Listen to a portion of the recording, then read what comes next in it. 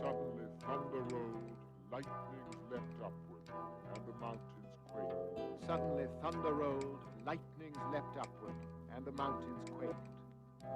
Fire and smoke belched forth, falling ruinous upon the earth.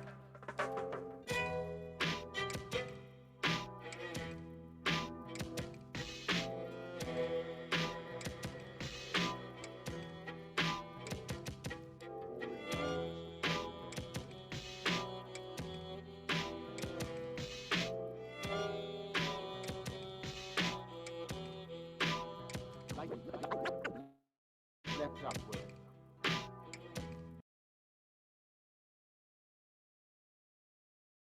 Good afternoon, everyone. On behalf of DVC's Student Equity Work Group, it is my pleasure to welcome you to the second event of the Fall 2022 Equity Speaker Series. My name is Rosa Armendariz. I am the Dean for Student Equity and Engagement, and my pronouns are she, her, ella. I also serve as the co-chair for the Student Equity Work Group with Dr. Sangha Niyogi, and we want to acknowledge all of the campus partners, including student leaders, the Pride Alliance, and the Community of Pride, who have collaborated to make today's event possible, among many other campus partners. Each year, the Student Equity Work Group chooses a theme for our speaker series. In the past, we've had themes such as Undoing Injustice, Rise by Lifting, Indigeneity, Decolonize Our World, Thinking with Indigenous Studies, and Cultivating Critical Hope. This year's theme is Health Justice, Reimagining Health and Wellness. Health justice means so much more than just having access to quality healthcare. It is also about organizing from the ground up and analyzing the systems, policies, practices, institutions that impact our community's health and well-being. Today, we continue our series with a conversation about health justice and transformation for the trans community. As part of the healing and empowerment for our community, I also want to acknowledge that Diablo Valley College is situated on the ancestral lands of the Bay Miwok people. We name the history of this beloved place as a gesture of respect and reparation toward the indigenous residents of the colonized land we now call home. We acknowledge the profound suffering caused by the theft and colonization of this land and grieve the ongoing systematic harm to Miwok culture, as well as to all the indigenous cultures of what we now call North America. We honor the Bay Miwok as the ancestral stewards of this land and are actively working to build the right relationship. If you would like to contribute to an organization that is working to heal and transform Native culture and land in the Bay Area, you can support Sogorea Land Trust, which is an organization led by Indigenous women in Oakland and around the Bay Area. The website is sogorealandtrust.org. And before I hand over the program, I want to remind all of you that at the end of this event, we will have a URL for a short survey to get your feedback on today's event. So again, welcome and thank you for joining us. And I will pass it over to Lindsay Shively. Thank you. And Rosa, I want to, forgive me if I missed it. Did you mention the debrief? I did not.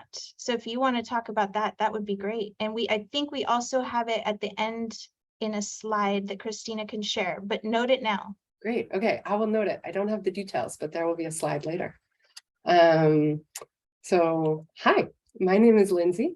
I am one of your DVC reference librarians, and I'm part of the team that brought together our speaker series.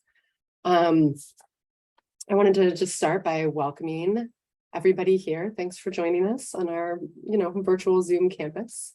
So welcome to all our guests, and especially welcome to all our students. We are just so glad that you're here for this conversation. And we hope you will join us at the debrief circle. Information coming soon. It's tomorrow. I know that it's tomorrow. The debrief is tomorrow at 10 a.m. in the BFL conference room. There we go. Great teamwork, which will be led by our own James Wilson. So yeah, as Rosa said, for our health justice theme this year, we are thinking about the ways that health and healthcare access is mediated by race, by gender, by class and geography. And we're really wanted to situate and think about trans healthcare as part of this broader US healthcare system that prioritizes profits over well-being. And of course, in the speaker series, we are always interested not only in just analyzing current social problems, but also learning and supporting the work that people are doing together to undermine, resist, and overcome the structural forces that shape our lives and shape our communities, which is why we invited Hil Malatino here today. So Hil has done really great work on investigating trans community resistance to medical gatekeeping. His work helps us dismantle binary either or thinking that keeps us from imagining expansive possibilities for healthy and liberated communities, not only for trans and intersex people, but for all people. And it is my honor to introduce Dr. Hil Malatino. Hil is the Sherwin Early Career Professor in the Rock Ethics Institute and Assistant Professor of Women, Gender, and Sexuality Studies and Philosophy at Penn State. He is the award-winning author of multiple books, including Side Affects on Being Trans and Feeling Bad, Trans Care, and Queer Embodiment, Monstrosity, Medical Violence, and Intersex Experience. His work has been published in many journals and edited volumes, and he's the co-editor of the T for T issue of Trans Studies Quarterly, which is a really great issue of an academic journal. If you ever want to check that out, we do have it in the library. So Hil is here to help us think about the medical industrial complex, trans survival, art, and lots of other stuff. We are delighted to have him here with us at DVC, and welcome, Hil. Hey y'all, thank you for having me. Thank you especially to Lindsay and Christina and James and Sangha and Rosa for curating all of this and making it possible, making the Zoom room possible. I initially had really wanted to be there in person, wasn't able to make it out to the West Coast in the middle of what is in some ways kind of a semester from hell for me. But I'm really happy to be in this virtual space with you all and look forward to talking with you, seeing your questions, and having an expansive conversation after what I'm about to share with you. So let me just get started by making sure these slides are in a row. Give me one sec.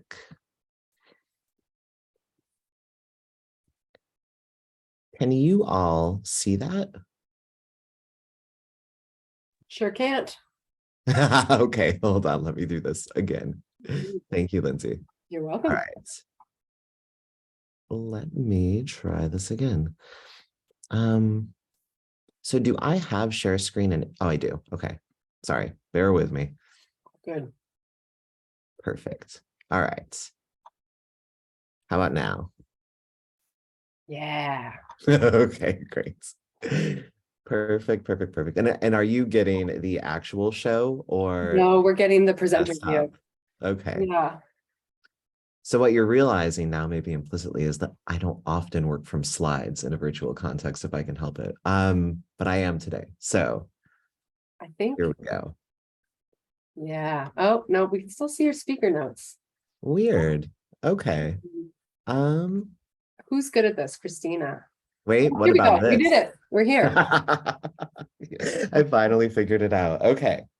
So this talk is called Trans Arts of Survival, and it is in part a deep dive into the biography of a gentleman named Michael Dillon, who is kind of famous for being one of the first transmasculine people to surgically and hormonally transition, and sort of more importantly, or importantly is not the right word, he's mostly well known for being the first trans man to access phalloplasty, so surgical construction of a penis. And that will factor into how I talk about him and what I talk about today, but it's certainly not the centerpiece. The goal of this talk is to think about how trans folks have survived, what kinds of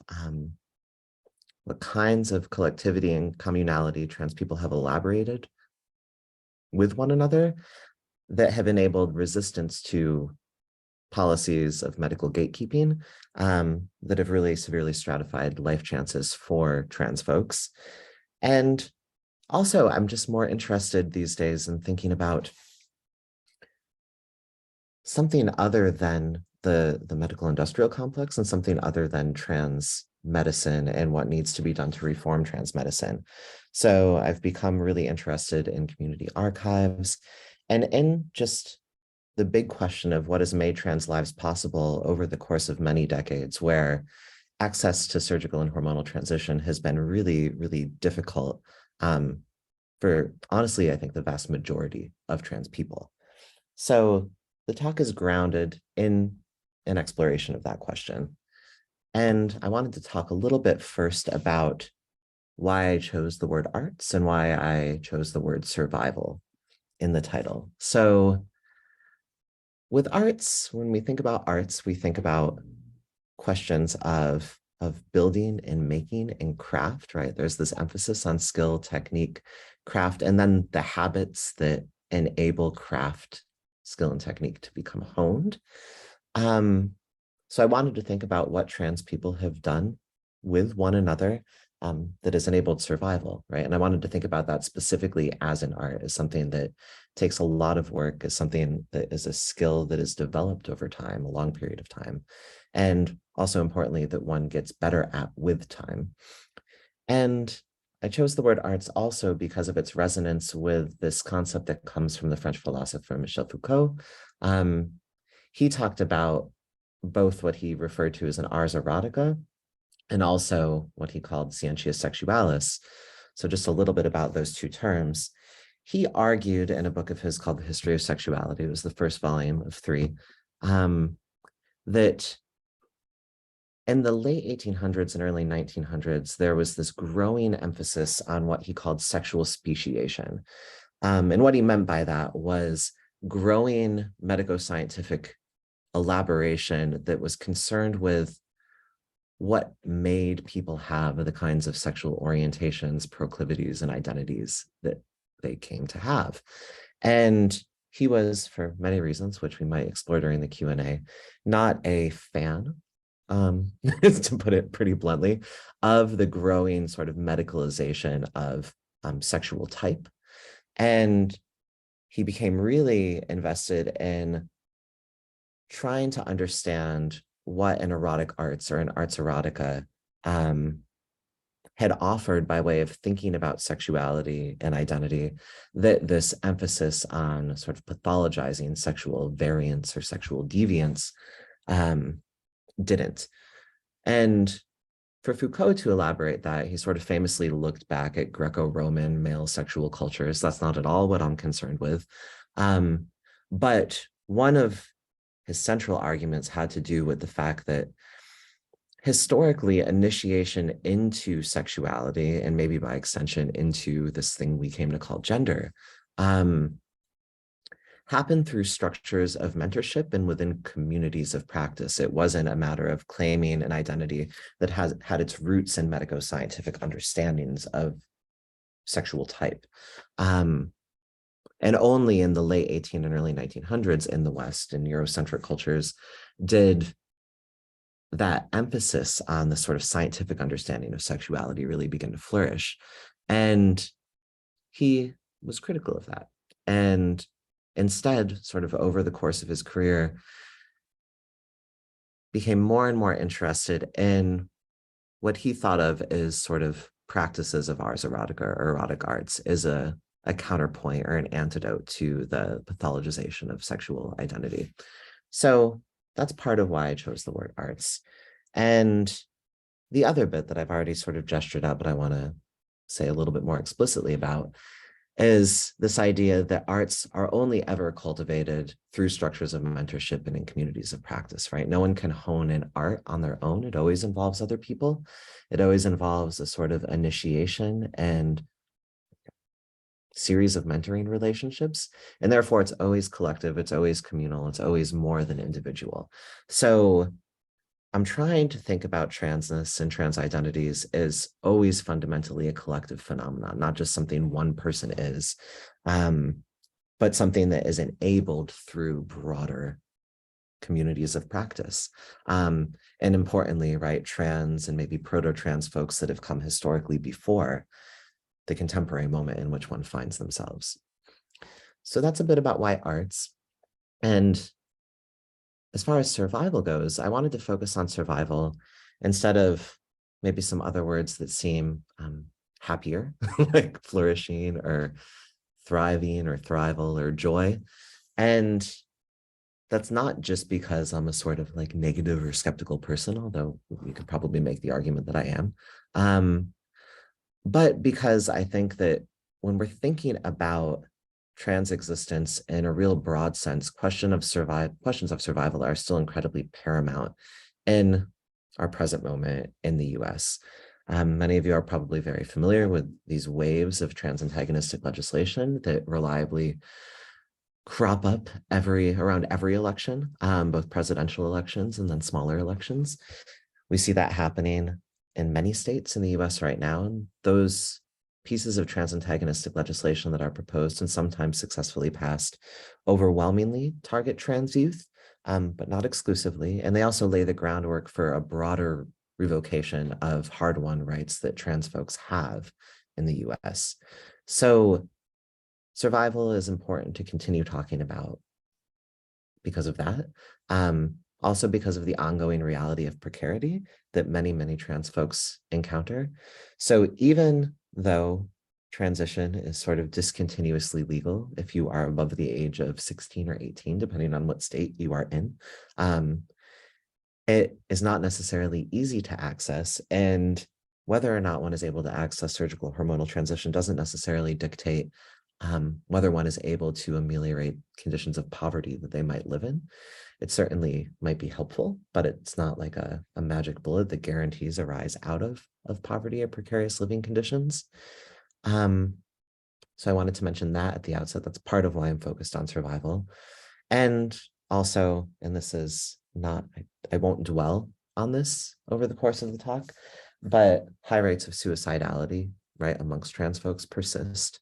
So there's also that sort of deep existential precarity. It takes the form of suicide and suiciding that makes survival sort of still relevant to highlight and foreground. The other reason that I talk about survival is because I'm kind of stuck on the durability of negativity. I have tended to think a lot over the last 5 or 6 years about bad feelings, or about what might be called negative affect. So my most recent book is called Side Affects on Being Trans and Feeling Bad. And each chapter in that book is organized around a bad feeling. The feelings are burnout, numbness, envy, fatigue, and rage, I think, if I'm remembering correctly. And I explore the sort of really profound role each of those bad feelings seems to play in a diversity of trans lives across multiple axes of difference.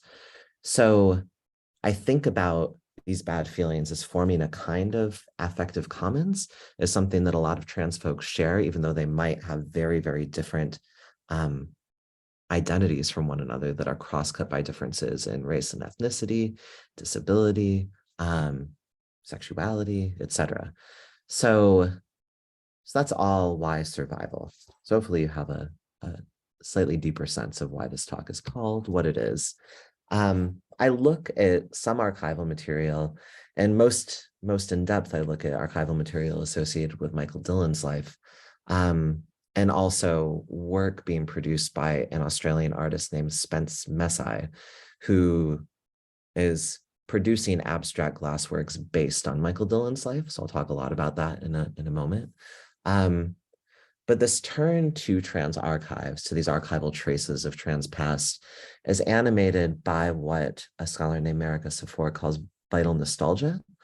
And she writes in a book of hers called Viral Cultures, which is about AIDS activist archives, that she understands vital nostalgia is a generative practice for interrogating, addressing, and repairing structural power inequities grounded in the bittersweet longing for a past time or space. So this idea of vital nostalgia really has to do with turning to the past to think about tools for resistance in the present moment, to generate tools for resistance in the present moment, but also to think more critically about the kinds of power inequities that are shaping the present moment. And it's nostalgic insofar as it can involve a kind of longing that is bittersweet for past moments, for past eras. And that's important to mention because it disrupts this narrative of progress that I think is very common, or comes up very frequently when people think about trans rights and trans justice in the United States. So there's this idea that if we're looking at the 1950s, 1960s, 1970s, those were in some respects like the bad old days, and we're much more enlightened in our present moment, right? Trans people have more rights in the present moment. It's more possible to be trans and live a longer life in the present moment. And what I'm suggesting through this talk is that actually looking at the past, we might see how there are certain forms of trauma and violence that are continuous from past moments into the present moment, but also that there are real strategies for resistance and just finding space to be and to be well and to breathe and to live sort of at a distance from violence and trauma that were cultivated by trans elders. And it's important to think about those practices and look at those practices in depth so that we don't feel we have to keep reinventing the wheel in terms of thinking about questions of livability and survival. So that, and it's of course not without ambivalence, right? And you'll see this when I talk about Michael Dillon. Michael Dillon is not, he's not especially woke. He is politically problematic in several significant ways, mostly stemming from white privilege and the fact that he grew up in a wealthy family in a waning empire, right? So some of these figures, I don't look back at to lionize them or celebrate them, but I do think that looking at the terrain of their lives might offer some clues for resistance and survival strategy in the present moment. Okay. So the other the other thing that animates my work is this idea of affective attunement, and that really structures how I approach the archival materials that I work with. And that phrase, affective attunement, refers to this idea of there being an emotional resonance or form of feeling with that shapes both archival encounters, but also relationships between and amongst people, that is partial, so that is grounded in specific subjectivity and experience. Affective attunement doesn't mean you automatically understand how people other than yourself feel, but that there might be some sort of resonance or similarity of feeling. And it's also collective. So affect circulates, it gathers, it accretes, which means, I think the easiest way of thinking about this is we all know that moment where we walk into a room and we're like, oh, the vibe in here is good, or the vibe in here is terrible. That has to do with this question of affective attunement, right? So the way that feelings circulate in space and produce sort of frequencies that we are more or less likely to tune into. Yeah. So I'm happy to talk more about this question of affective attunement and just affect more broadly, because it's definitely something I've written a lot about, and it may be a little bit tricky if you're first encountering it. But a shorthand, right, would just be when you hear the word affect as I'm talking, maybe just think about it as feeling, a kind of feeling that circulates and is shared between and amongst people and communities. Okay, so what I'm going to do for the rest of the talk is walk through different aspects of trans arts of survival. And the first two that I'm going to talk about are linked in the way that I talk about them, and their disappearance, invisibility, or dissolution, and also abstraction. So I'll get to those in short order. I want to read a bit of something about Michael Dillon, and then I'll talk about it in relationship to these specific arts after I'm done reading. So I promise it won't be very long. And it's also important to note that this is a text that has its roots in an exhibition of this Australian artist, Spence Messai, who, as I mentioned earlier, was producing these abstract glassworks that you see on this slide, that are rooted in a deep exploration of Michael Dillon's biography and all of Michael Dillon's writings. So this is Michael Dillon in this image, and I'll tell you a bit about him. One spring morning in 1958, Michael Dillon had just entered his surgery aboard the British steam merchant City of Bath, where he served as the resident doctor on board, when a 2-line cable arrived. It read, "Do you intend to claim your title since your changeover? Kindly cable Daily Express." The title was a baronetcy, which is a hereditary knighthood. The changeover was a gender transition. While Dillon had indeed been keen to claim the title since his changeover, and had even written to Debrett's Peerage, which is like the definitive genealogical guide to British aristocracy, and important to note, it just recently went out of publication, which means hopefully the British aristocracy is dying, but I suspect that it is just changing form. But anyway, he had written to Debrett's Peerage to have his name added as a secondary male heir to the title. But the sudden arrival of this wire heralded only an end to his years of stealth living. And by stealth living, I just mean living as a man and very few people knowing that he was trans. Recounting the incident in his memoir, he desponds, "My secret had leaked out after 15 years. Here was the end of my emancipation." And I want to note that this framing living stealth is a form of emancipation is really important for what I'm about to talk through. So the City of Bath was docked in Baltimore. And in Dillon's recounting, he writes, 2 reporters, one armed with a camera, boarded the ship in short order. He reports that they were, quote, "not unsympathetic, but they made it clear that they had a job to do and were not to be diverted from it. And they wanted a photograph. If I did not consent, they would take it anyway, so they might as well be allowed to get a good one." And this image you see on the slide is the photograph that they took. So here we have what I would think of as the weaponization of the image, the revocation of the possibility of refusing visibility. That is, Dillon didn't want to be imaged, even though you can't necessarily tell from his expression here. But the reporters really left him no option. He wanted to evade visibility, but that wasn't possible for him in this moment. The photographic capture, belying the conditions under which it occurred, is indeed conventionally good. Dylan is handsome in profile, bearded and slightly smirking, garbed in his merchant marine uniform and white mariner's cap. He offers little more than this pleasing surface, refusing access to his psychic interior. He writes, after answering questions in the shortest possible way and volunteering nothing, I was allowed to leave. And leave he did, for India, where he planned, he wrote, to disappear for a while till all the fuss had died down.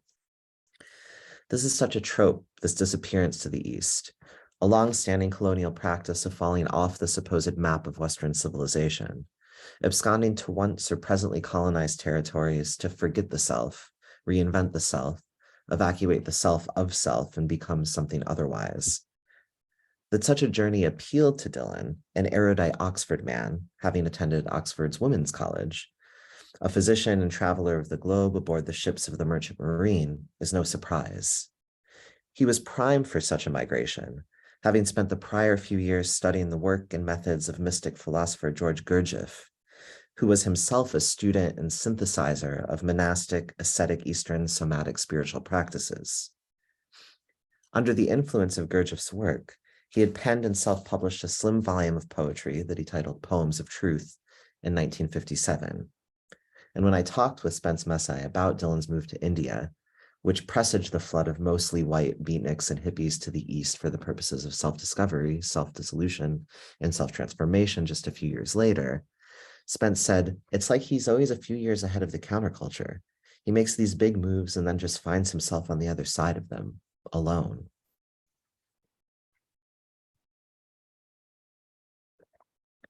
"18 years earlier, just a few years after testosterone had been synthesized, Michael Dillon had begun taking it. 12 years earlier, he had had the first of 13 operations that comprised his phalloplasty, which was overseen by Sir Harold Gillies, the British surgeon who had pioneered the procedure, while working with men injured in the Second World War.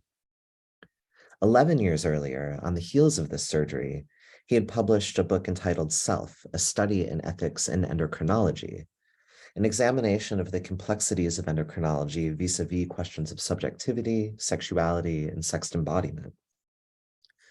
Though Dylan remained mum about his own biography in this text, he articulated an early ethical argument for medical transition, routed through the sexological and psychological research of his contemporaries. Dylan's biography is one of highly selective disclosure, often only for the purposes of accessing medical treatment, or in the case of the knighthood, prestige. Though attracted to women, he scrupulously avoided sex, believing that, in his words, with girls one had to be careful. No one seemed to suspect anything, and I developed something of a reputation of being a woman hater, since I made a point of treating them in a rather rough brotherly fashion, and sheared off if any showed any signs of being interested. One must not lead a girl on if one could not give her children. That was the basis of my ethics. So I just want to note here, right? Again, this is my return to Dylan is not without ambivalence. And one of my big ambivalences has to do with the way that he at least sort of makes a public performance of misogyny to keep women from being attracted to him because he doesn't want them to find out that he is trans and not able to impregnate them, right? This is a very thorny set of issues, but I want to mention that. And again, say that Michael Dillon, certainly not a perfect human being.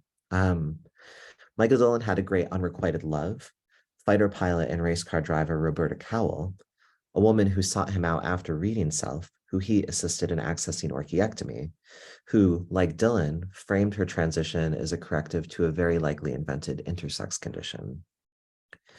Cowell was not interested in settling down and becoming Dillon's wife, a life course which Dillon, in so many ways a very traditional bourgeois man, definitively desired.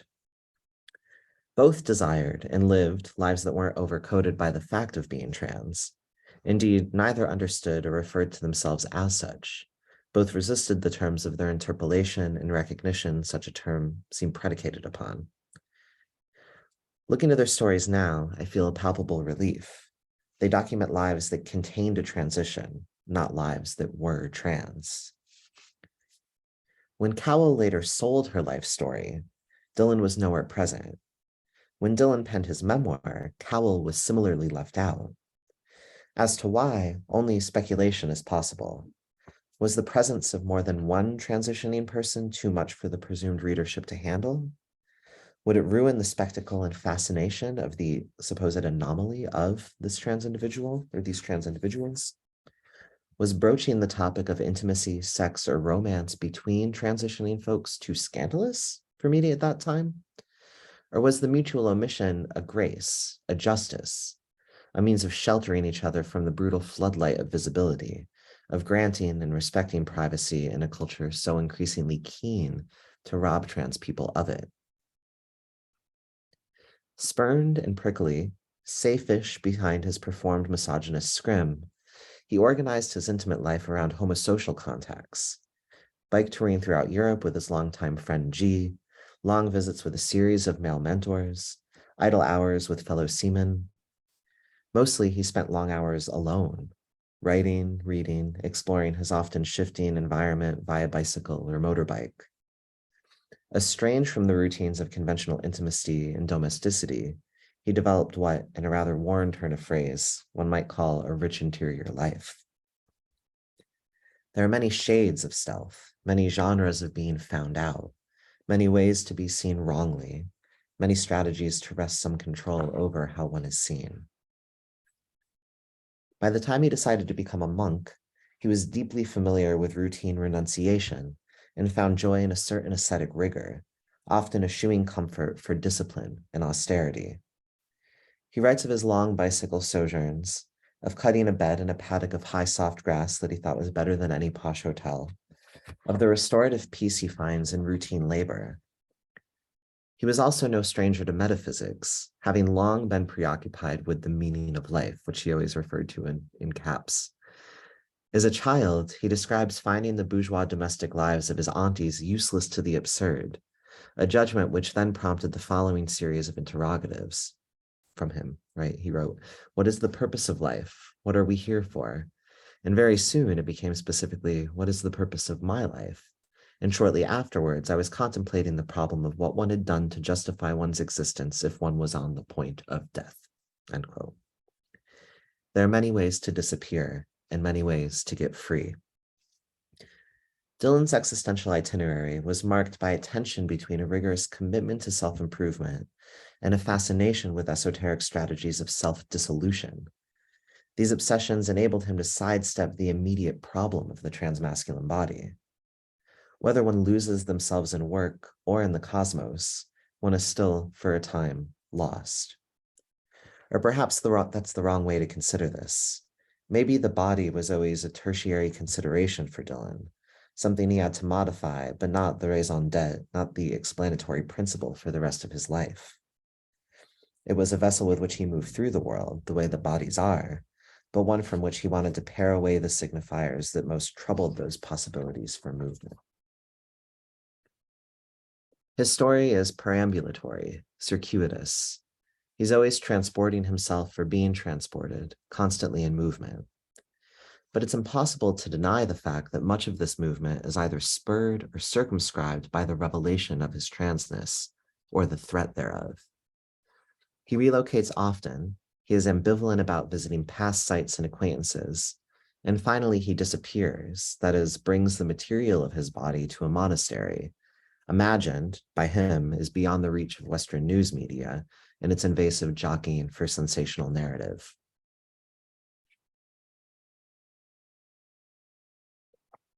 One way to think of this is a retreat from the vagaries of visibility, a refusal of the idea of mere representation as a socio-political good. Dylan wants his readers to move beyond the body, beyond appearances. This, even as he has taken great pains to transform himself. There's something to this worth pressing on, dwelling with. The desire to become a body that you don't have to constantly, the desire to become a body that you don't have to constantly think about might also be a desire for a kind of psychic space foreclosed by having to think about the body as a problem. reconfiguring and retraining one's somatic form so that the body can more effectively be a conduit or a medium. I think of how Dylan, anticipating that he would spend a lot of time cross-legged while in the monastery, began training himself to sit that way for longer and longer periods of time so that his limbs would not protest during meditation. Training the body to enable the body to recede from the forefront of consciousness, allowing oneself to feel abstract, paradoxically more present as the focus of the problem of the body vis-a-vis one's coherence as a subject dissipates. Dylan, in some respects, a metaphysical autodidact, that is, self-taught person. He was trained in the greats at Oxford, but didn't range beyond the traditional Western philosophical canon until his encounter with Gurdjieff's work, is very keen to explain the import of his poems, including prefatory commentaries before nearly every work in Poems of Truth. So every poem that he writes has an explanation that he publishes before he gets to the poem. It is a writerly tic that I both understand and honestly dislike, an effort to control the pedagogical function of the work, to outrun the aleatory dimensions of reception and interpretation. But there's also something that feels very trans about this tendency towards explanation, a way of wresting and transforming the power dynamics that control the logic of the confessional, a way of insisting that I am telling you the truth, rather than a subjugation that takes the form of having the truth of one's utterances laid bare by and through some privileged decoder, whether that decoder is a priest, a psychoanalyst, or a doctor. Dylan isn't teaching Trans 101 in these poems, but he's just as keen to insist on correct interpretation, definition, and reference as someone who is. He explains happiness, which he describes as the absence of all desire, understanding, which is the seeing of ourselves and other people, compassion, which he writes is the feeling of ourselves and other people, thought, which he understands as that which perpetuates the universe, God, which he understands as time and timelessness both, and truth, which he describes as like a ladder that stretches from heaven to earth. Its rungs are the rungs of being, its sides are the sides of knowledge, and the act of climbing it is understanding.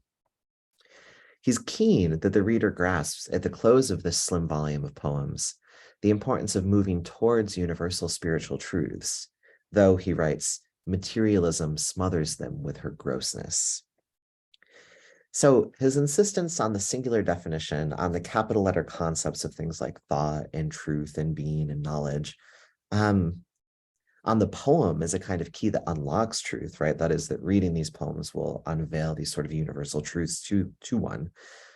All of this kind of grates on me, schooled as I've been, though at times ambivalently, in many of the post-structuralism, post-humanism, post-colonialism, and also quite committed to an insistence on the importance of the material.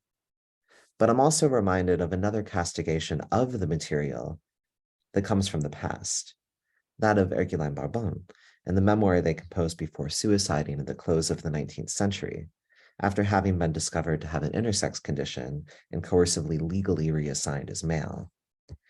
In it, they write of being surrounded by a population that, they write, is enchained here below by the 1,000 bonds of their gross material senses, while they, having lost faith and in ties to humanity, are able to plunge into that limpid ocean of the infinite, end quote. So both Dylan and Herculin Barbon are grappling with this idea that if you can just sort of minimize the influence of the body, become less and less material, less and less tied to the material, that you will be able to partake of some universal spiritual truths. So there's a real dissolution of selfhood that they're both invested in that is spiritual for both of them, that comes through a certain sort of practice of religious faith. Dylan became Buddhist and Herculin Barbon was raised Catholic, but there's a lot of similarity to the way they think about spirituality. And also I pair them because I think the status of being trans or intersex really informs their investment in this question of self-dissolution. So I was struck by the resonance between these two, the way it opens onto questions of abstraction. Tarrying with the non-representational opens space for plunging into metaphysical considerations, as well as ways to rethink the purpose and function of materials worked with in the process of producing either a work or a self. Spence Messai talked to me about these glassworks, and this is an image of one of his glassworks in process, about the colors he chose, which are ambers, which preserve opaquely, maintaining and shrouding simultaneously, which for him is a comment on our sort of access to historical archives from a present moment. So we might understand a bit of them, but only opaquely, right? They're always in a way sort of obscure to us. About the scale of these glassworks, which is much larger than typical, and about his own amateurishness with the process. He told me, it's very high craft, very technical. I see other people in the studio look at my works coming out of the kiln like, oh, that's not done yet. About the dialectic of technical precision and unavoidable submission to chance that the process of these glassworks entails. So much is out of my control, he says, from the color to the quality and consistency of the seams where these glass parts join. He shows me photos of works in progress. The photos have notes they made adjacent to the works, notes where they write things like, keep the line and bleed this. Keep the line. I understand that as a way of maintaining an imperfection, an element of contradiction, a seam, a visible suture, a disruption of visual expectation. And you can see some of the lines that Spence kept in these works here where my arrow is.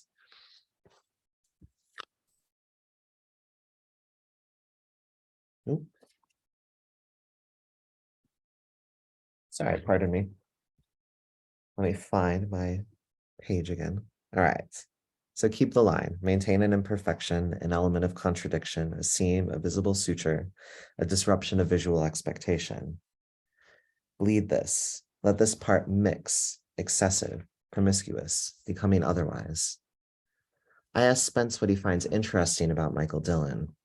He says his confidence and his relationship to mastery. Dillon started reading Gurdjieff and in short order published a book of poems on the meaning of life. I mean, I can't really imagine starting to read about certain spiritual ascetic practices and then being like, I think I've got it. I think I've got the meaning of life. But Dillon did do that. He started studying Buddhism, joined a monastery, and 6 months later was writing and publishing on his experiences as a novitiate. That is like a monk in training, a young monk. Spence Messai learned the rudiments of the kiln forming process and then went big, even though the form tends towards the very small. He kept the line, the trace, the imperfection, and scaled up fast. That is, he didn't really let the fact that he wasn't super familiar with this process compromise the scale he wanted to work on as far as the glassworks themselves go. Testosterone was synthesized in 1935. Dillon was injecting it by 1939. Phalloplasty had only just emerged, rather rudimentarily, when he underwent the first of 13 procedures. He healed from top surgery in the midst of World War II blitzkriegs, during which he served as a fire watcher. All this is to say urgency, exigency, and opening outward, no matter the context. The time for plunging into the infinite is maybe always now. So that's the end of the written piece for today, but I wanted to sort of go back and think about questions of disappearance, invisibility, dissolution, and also abstraction in relationship to what you all just heard and in relationship to Dillon's life. So we have this idea, and by we, I mean it's a sort of like culturally mainstream idea, that more representation and better representation, more inclusion in currently existing institutions is necessarily desirable, good, and progressive. And the way that this plays out in the context of trans politics currently is very similar to the way it's played out in the histories of other minoritized folks. So there's the idea that if you can get more trans people on television, if you can get more trans people in writers' rooms, if you can get more trans people into certain kinds of corporate jobs or academic jobs, or into the medical industry, that will be ultimately much better for trans people, but also that the sort of broader culture will come around and be less transphobic, less trans antagonistic, more welcoming to trans people. And there might be some truth to that, and I'm not denying that there is, but what we've also seen is that the more representation and the more inclusion that occurs, the more likely intense political backlash is. And we're living in a long moment of backlash, of trans-antagonistic backlash right now. So there's that. But then also with increased representation and increased demands for trans representation, there's an increased burden on the time and labor, both emotional and also just like workaday labor of trans people. So what I wanted to think about, what I've been thinking about, and it's not just me, it's many other scholars in trans studies, is the important function of things like disappearance and invisibility, and also self-dissolution and in trans experience and in trans biographies. So there's this idea, again, it's an idea that comes from Foucault, but it's been repurposed by trans studies scholars, specifically Tourmaline, who is a filmmaker, Joanna Burton and Eric Stanley, that visibility is a trap, right? And what they mean by that is that visibility actually circumscribes life possibilities for trans people. It's not the solution that is going to sort of make life better for trans folks. And it also produces the phenomenon of people who aren't trans just feeling like because they've seen one or two positive representations of trans folks in mainstream media, that all of a sudden they know about trans lives. So it produces stereotypes that everyday trans people then have to grapple with, and forms of misrecognition that passes knowledge that become really sort of annoying to grapple with as one navigates through their everyday life.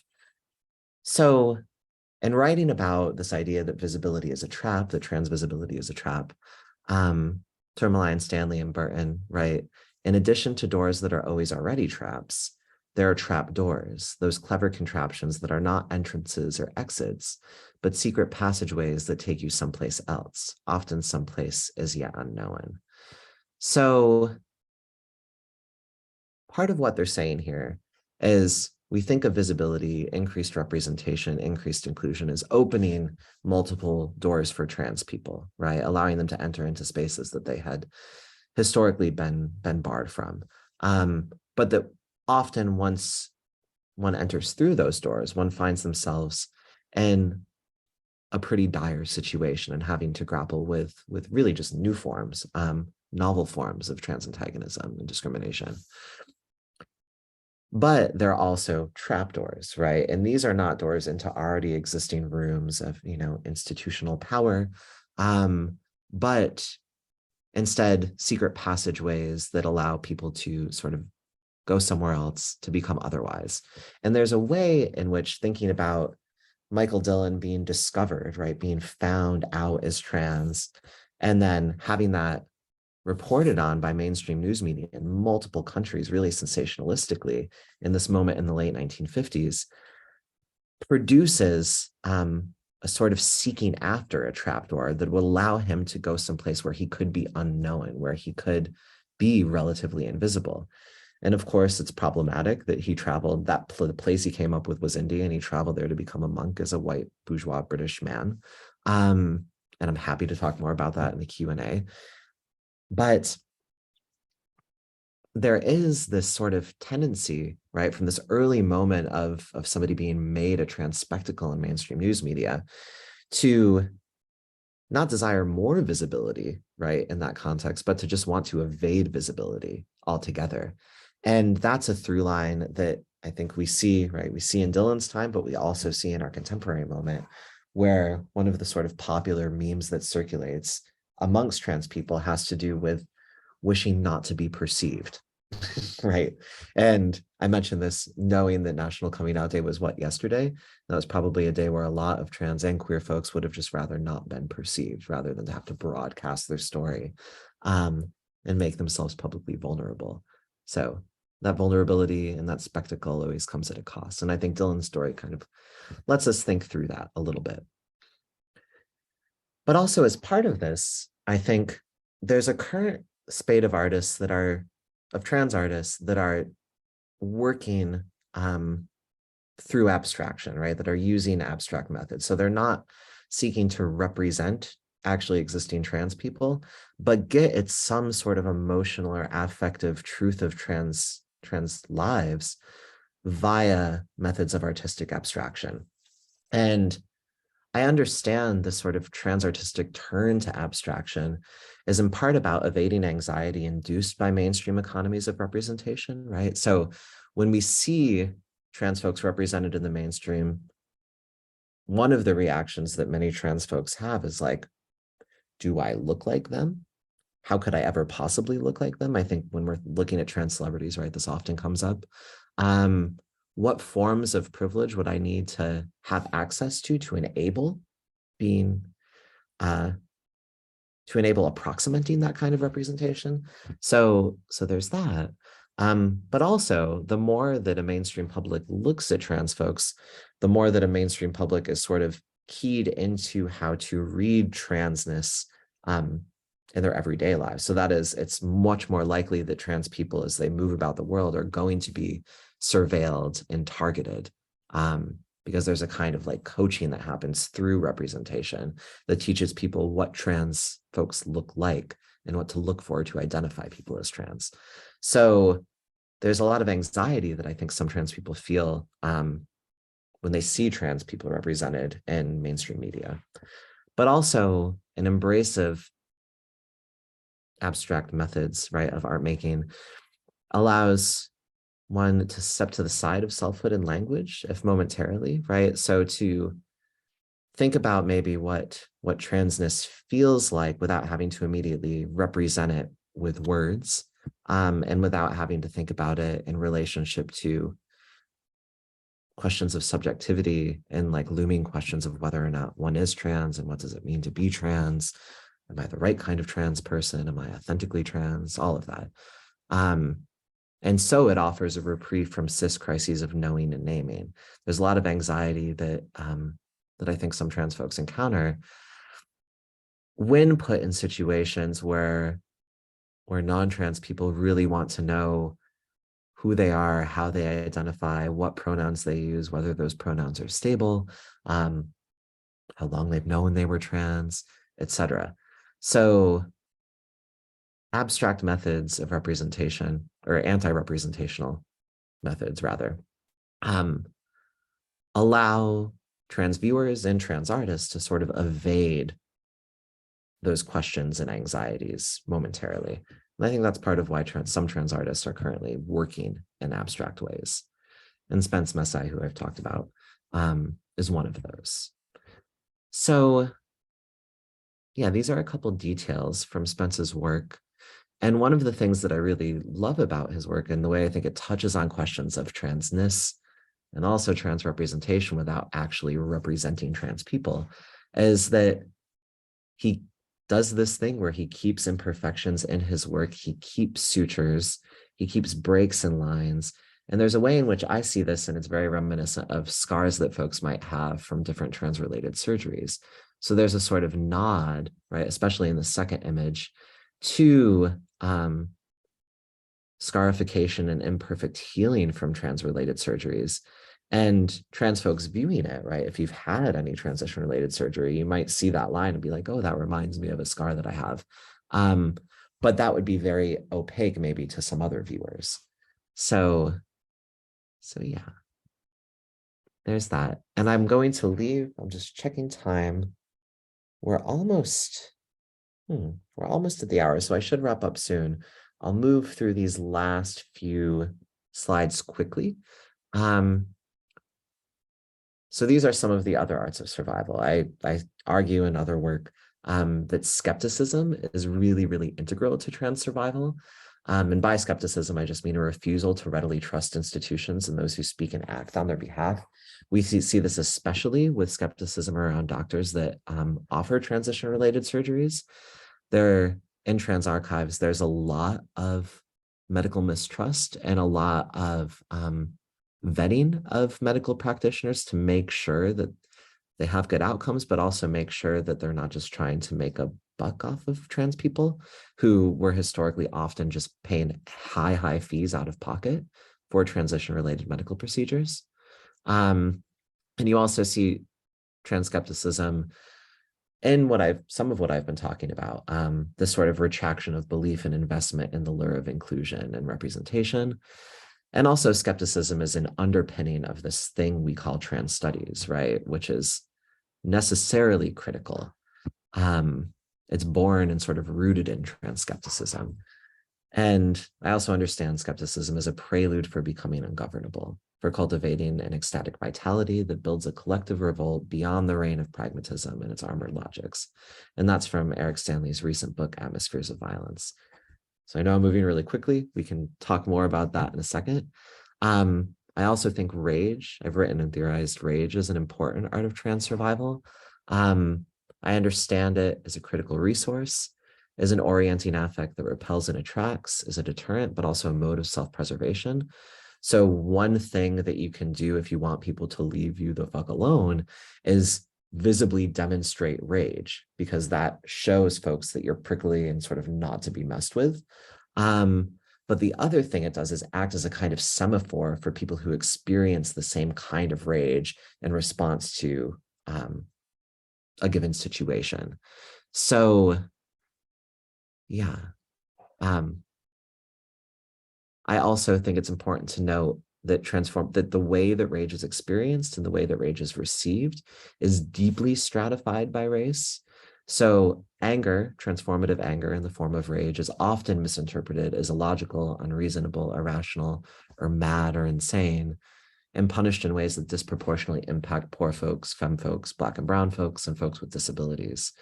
So one of the historical examples where we can see the sort of differential punishment for the demonstration of trans rage is a case some of you might be familiar with. Black trans woman named Cece McDonald, who fought back against transphobic street attackers and was imprisoned for quite a long period of time for that public demonstration of self-defense, but also for that public demonstration of rage. And that doesn't necessarily happen to sort of white, economically privileged trans folks in the context of a protest who might be manifesting rage. So I want to highlight that. And just conclude with this slide. So all of this thinking and talking about different trans arts of survival is really grounded in my attempt to think through what I call an infrapolitical ethics of care. So infrapolitics is a term which basically means what folks do when they're not doing public-facing political organizing that supports their lives and livelihood. So it's that which provides much of the structural and cultural underpinning of more visible forms of political action. It's the way folks take care of each other so that they can do the more visible work of political resistance. And it often leaves no or minimal trace in the public record. It would be things like, carrying water and carrying water to a protest where there's a high likelihood of people being tear gassed and they'll need water to rinse their eyes, right? It's that kind of caretaking work. So it is, infrapolitical work is also care work. And the ethos that informs it emerges from the praxis of care. And that's a necessary part of any trans art of survival, this infrapolitical care work. So I'm mindful of time and I want to make sure we have enough time for the Q&A. So I will stop there and we can chat. Let me escape from my screen sharing. Okay. Thank you all. Thank you so much. Great. Okay. Well, first I wanted to invite everybody you are welcome to participate in the Q&A. If you can submit a question and I will keep an eye on it and bring it into our conversation. You have to type it in. Yeah. And Hil, thank you so much. That was like, I really love the way that you took the biography of Michael Dillon and sort of wove it through, helping us think about trans survival. And there's really a lot to dig into. And I'm so glad that we have the debrief tomorrow for students. And again, I would really encourage folks to join us for that tomorrow at 10, right? To kind of unpack some of these concepts. I know for me, there was definitely like new ideas in there that I hadn't encountered before. And I wanted to start with the one at the end about like the infrapolitics and the ethics of care and caretaking. And I think that this is so important because it really kind of emphasizes what you were saying about like transness, trans identities is something that happens in between collectively, right? Not individually. And it happens through the ways that people take care of each other, among many other things. And I was wondering if you could just talk a little bit more about that piece. I know you were kind of rushed at the end, but I'm super interested in like how community care, which I would also think of as like maybe kind of like a feminist practice too, right? How do those work, and how do you see them working, like, for example, like among your students in your schools? Like, how do you see this happening in like a real material way?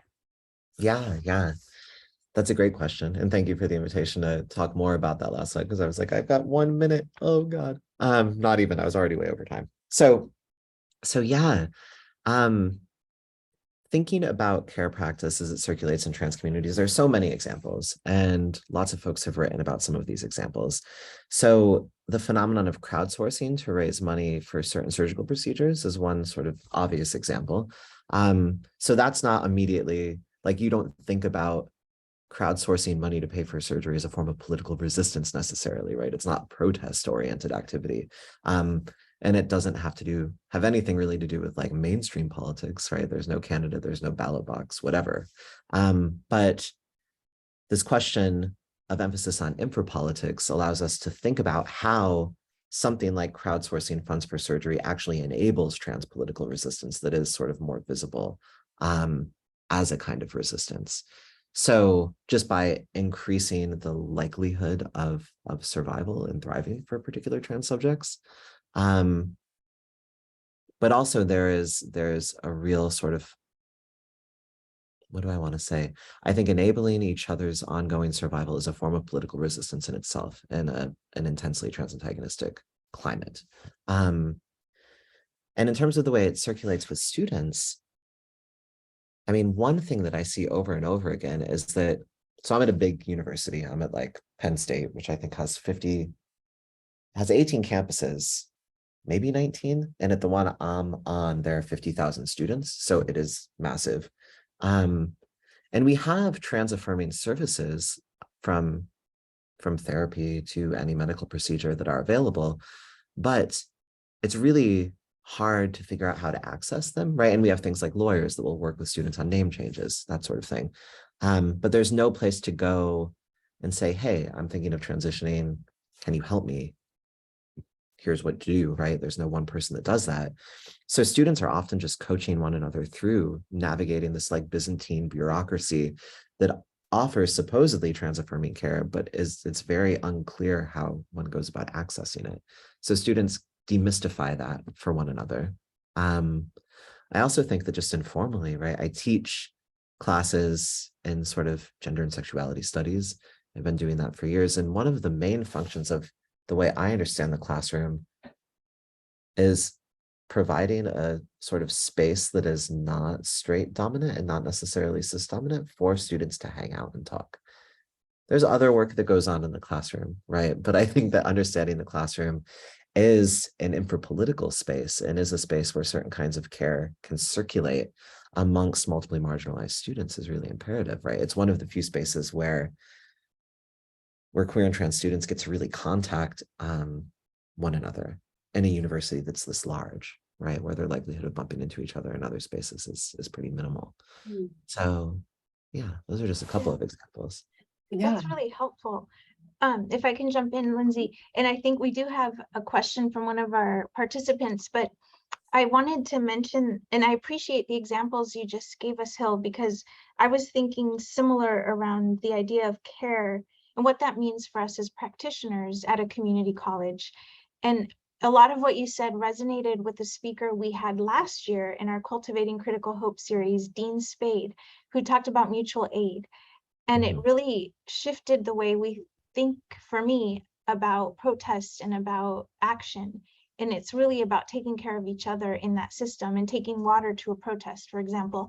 But it did, in listening to you, it also made me think about what we should be doing as practitioners and educators in a very bureaucratic community college system to support students, to help them feel heard, visible, supported, maybe not visible if they don't want to be visible. So your classroom example is very helpful. And I was wondering if there's other ideas that you have for us as a campus where we could, as we're struggling with improving systems and policies, what we could be doing to care for our students on a daily basis. Yeah. Something that I've thought a lot about over the last, well, over, I don't know, many years now, is student burnout. So that's one thing I think to be especially mindful of. There are, on any college campus, there are a handful of queer and trans or otherwise marginalized students who present themselves as sort of very cut out for student leadership roles and for organizing roles on college campuses. And then that handful of students tends to get really overburdened with usually totally unremunerated labor that's in the service of shifting campus climate, but it just actually produces really intense burnout amongst students. So I think, and it's tricky because upper administration always wants to hear from students. They always want to interface with students. They want to know how students are, what students want. And that's good in some respects, but it also means that the same handful of students are tasked with responding to this, responding to upper administration and presenting the student perspective and what students want and need. And it leads to just incredible burnout. So I think that's something to be mindful of. And it's in keeping with this conversation about reprieves from visibility, right? So like providing spaces that are a kind of retreat or that do offer a kind of reprieve from visibility is really important. And I also think that if folks are trans and are read as trans as they're sort of navigating public space on a day-to-day basis, that in and of itself can be really exhausting in a trans antagonistic, or at least not entirely trans inclusive or trans affirming environment. And that heightens the need for these spaces of retreat or reprieve, right? Spaces to go and just not be seen for a while, not be seen from people who might be sort of hostile or curious, even minimally. Yeah. And here it seems worth making a plug about the new Pride Center that we're, Rosa, I'm sure you're going that way, that we're opening on campus. Obviously, you're helping us think about like how complicated it is to create ethics of care inside of these big institutions that we are operating in, and how simultaneously essential it is that we do that anyway to give reprieve and like spaces for students to come together, like you were explaining with your classroom. And so we are opening the new Pride Center. Rosa, help me out here. When is that? Spring 23. Yeah. Ish. Hopefully early spring. We'll see how construction goes. Yeah.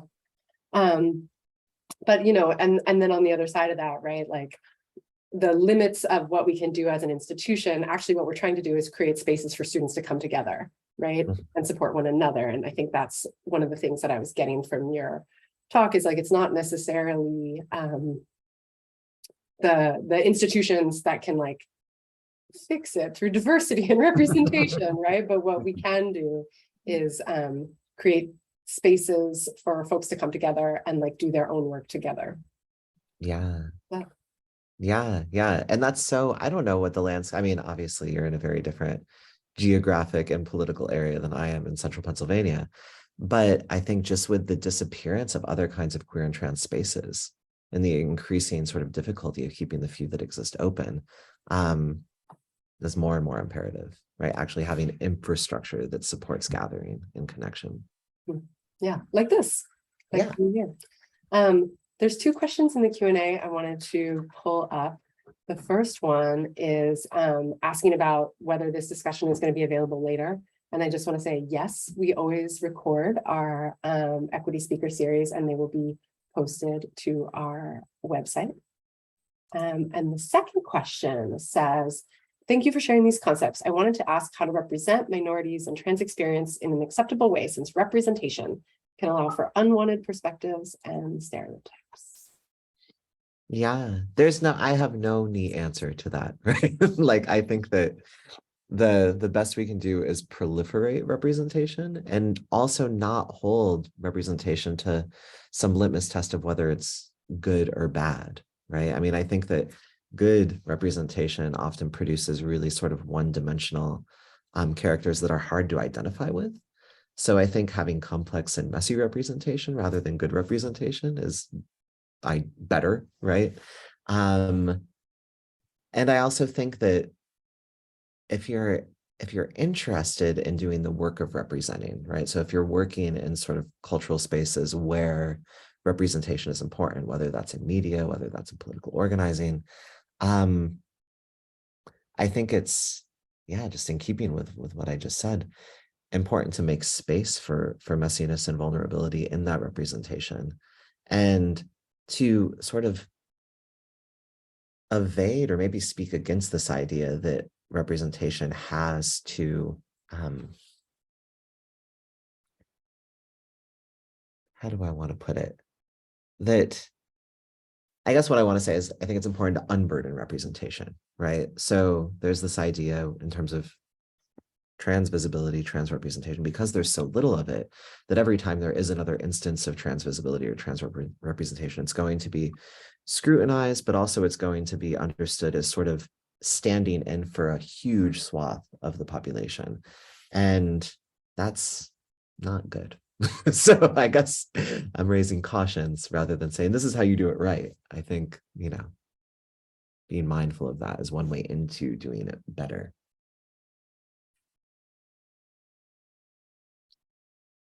Hi, thanks, Hil, for a fabulous talk. Can I also jump in? So I teach social justice, and I'm always thinking about organizing social movements and so on. And I wonder if you have noticed in your work this contradiction in some ways of this desire that you presented for abstraction, imperfections, and so on, versus a way of presenting a group of folks who not only need rights, right, in our society, civil rights, but medical care, for instance. And how would we reconcile those two aspects? That's what I'm having a tough time doing is, yes, you want it abstract and you want like this whole range of identities that folks want to take on. But at the same time, how do you explain that to a medical practitioner? How do you build collective power? And also the question asked by our audience member, how can we be allies, right? For many of us who want to do the right thing, so to speak, right? So how do we reconcile that? Yeah. Those are great questions. The first thing that I want to say is that representation has really significant implications for questions of rights and questions of medical care. Of course, but one of the ways that has worked historically is that the more limited the scope of representation has been, the more gate-kept medical services and also rights and just legibility as trans have been. So there's a history of representation of trans women that tended towards only representing sort of conventionally beautiful, often white, although not exclusively, right? Especially not in the last 10 or so years. Very sort of normatively feminine women is the public face of trans femininity, of trans womanhood. And there's a kind of feedback loop between that limited mode of representation and how medical practitioners understood trans womanhood and understood what it was to be a trans woman or to be a trans feminine person, or woman of trans experience, right? There are different ways that people talk about it. And that produced a certain kind of stereotype bias within the medical profession that intensified gatekeeping for trans women that didn't measure up to that sort of limits. And something similar happened with trans masculinity too, where there was these gender normed expectations around what it was to be a man or want to be a man or desire to be a man. And if you didn't if you didn't add up, as it were, then your ability to access surgical and hormonal transition was limited. And one of the big limitances for that had to do with sexual desire and whether or not one would be understood as heterosexual after transition. So I think the history of trans representation is tied to the history of medical gatekeeping and the politics of access. So part of what I'm suggesting when I say we need to like sort of proliferate representations and have those representations be not held to the sort of barometer of conventionally good representation. One of the reasons I say that is because I think that will actually shift medical care, but also shift the broader culture, insofar as people will not have a sort of limited script for understanding what it is to be trans, and will not dole out rights and recognition and access on the basis of that limited script. But I understand, part in political organizing, right? My best friend has worked in the nonprofit world forever and has worked on many, many campaigns and is a communications guy. So one of the things he's always looking for is the soundbite that is representative, that can circulate and do a lot of work in a quick way, right? Garner attention and spread awareness in 30 seconds or less. So I know what I'm suggesting runs up against that expectation and is in a really significant tension with it. But I think both strategies are important. And then the ally bit, yeah. I think more in terms of accompliceship and rather than ally, right? So the reason that I find that valuable is because it shifts the register from like the question of how one feels about certain demographics that are marginalized and how one can be like a better friend or more affirmative or inclusive, to this question of how one can think strategically about the position they occupy institutionally, and the various kinds of power they do or don't have access to, and use that in ways that or leverage that position in ways that increase justice and equity. So it's less about interaction or how one feels and more about like the position one occupies in relationship to broader structural change.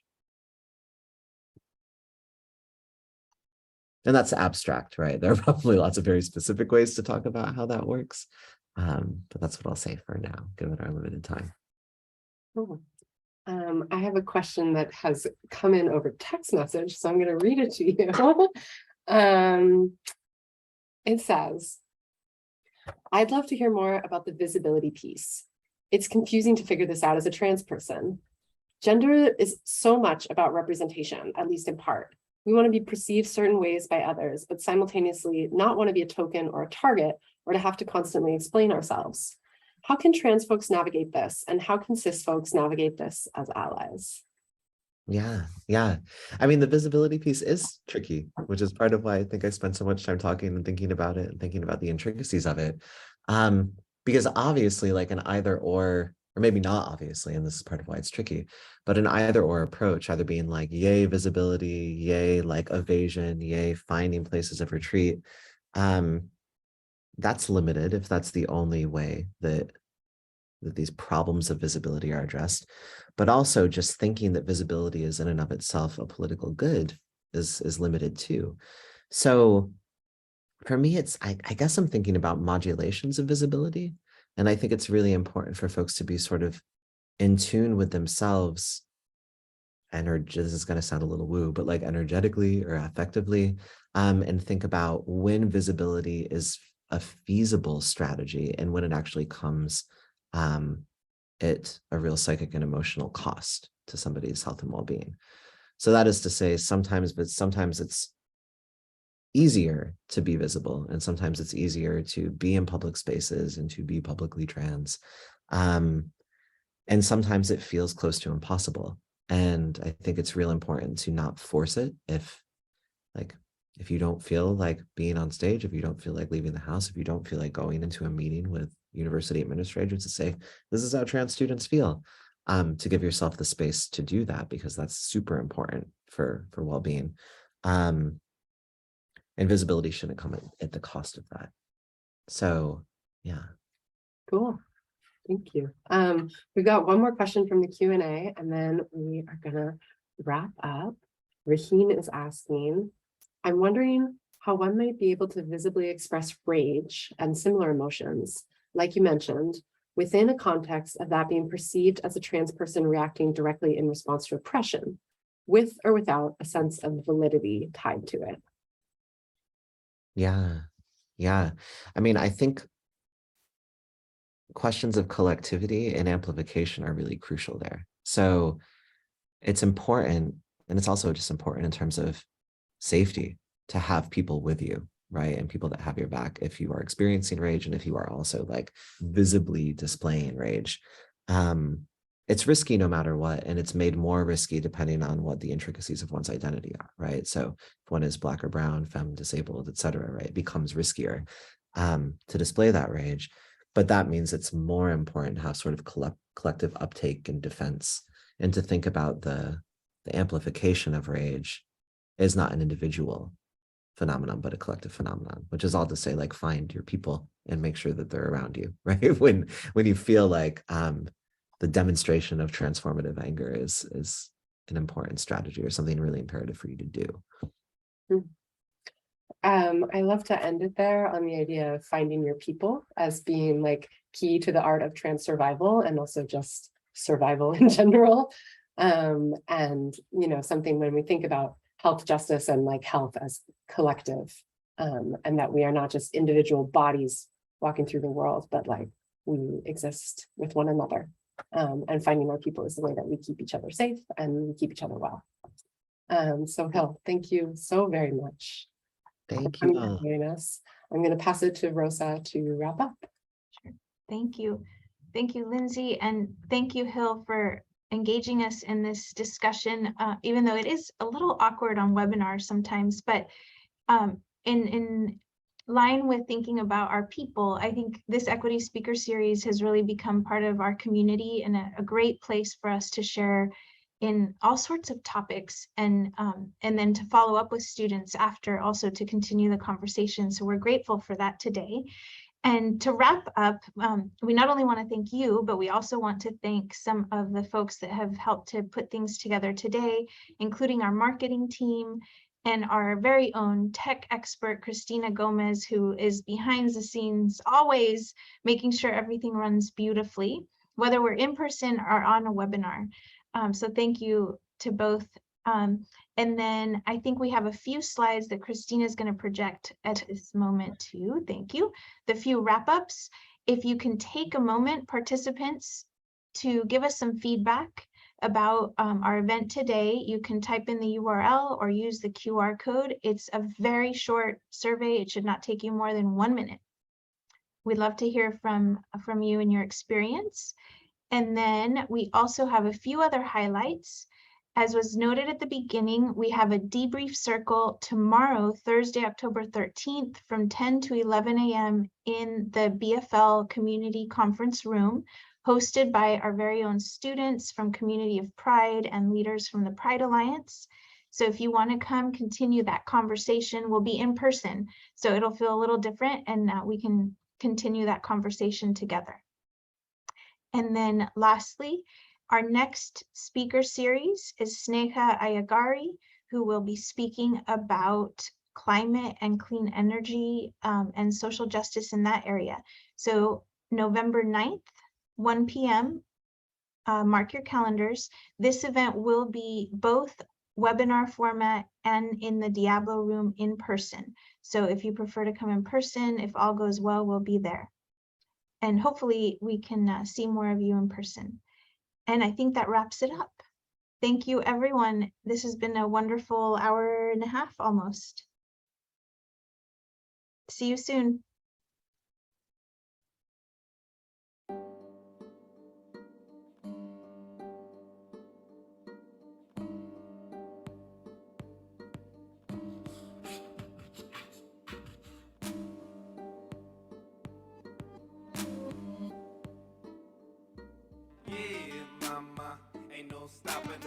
Bring up the temperature, you can call the officer. Bring on the bombs and the guns and the onslaught. She cannot be owned, she cannot be bought. I said, yeah, mama, ain't no controlling her. Bring up the temperature, call to the warriors. Bring on the troops, bring the tanks and your soldiers. She will not be on no more, we taking over. Yeah, mama, ain't no stopping her. Bring up the temperature, you can call the officer. Bring on the bombs and the guns and the onslaught. She cannot be on it, she will not be bought. I said, yeah, mama, ain't no controlling her. Bring up the temperature, move for your culture, move. We've been all given the same tools, now you, what you been